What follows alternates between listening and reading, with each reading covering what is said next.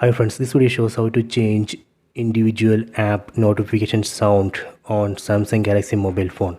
Please don't forget to subscribe this channel. Please like and share the video. Go to settings, tap on settings app icon. Go down, select apps, tap on apps.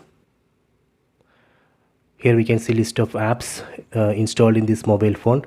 From this list, let me select one app. I am going to select Amazon. I am going to change notification sound of this Amazon app. Go to notifications, go down, tap on notification categories, tap on notifications, tap on sound. So here we can see default notification sound.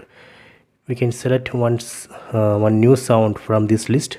That way we can change notification sound of Amazon app. We can also adjust volume of notification sound here. So this way we can change notification sound of Amazon app. Similarly, we can change notification sound of other apps in this list. So this way we can change notification sound. Please take it.